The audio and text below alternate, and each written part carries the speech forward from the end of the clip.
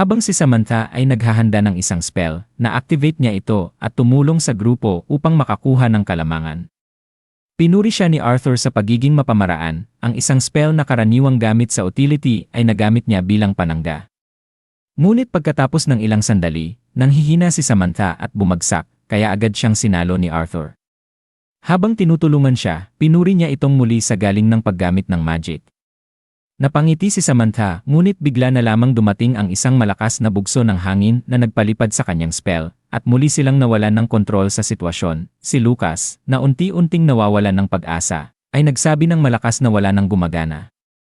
Doon napansin ni Arthur ang isang mahalagang detalye, ang mist na bumabalot sa dungeon ay hinihigop ng mga baging at ito ang nagpapalakas sa mga ito, lalo na kapag inaatake gamit ang magic. Bago pa niya matapos ang babala, napansin niyang tila nabigla at natakot ang lahat ng kanyang mga kasamahan. Nang tumingin siya paitaas, nanlaki ang kanyang mga mata sa nakita, ang mga baging ay nagsanib-sanib at naging isang dambuhalang halimaw na hugis tao, may mapupulang mata at isang dambuhalang sibat na gawa sa mga baging. Sa harap nila ngayon ay isang bagong banta, isang halimaw na posibleng sila mismo ang nakalikha ng hindi sinasadya. At dito nagtatapos ang chapter 64 ng The Beginning After the End. Gusto niyo ba ng chapter 65? Mag-comment na sa baba at hanggang sa susunod na kabanata. Paalam.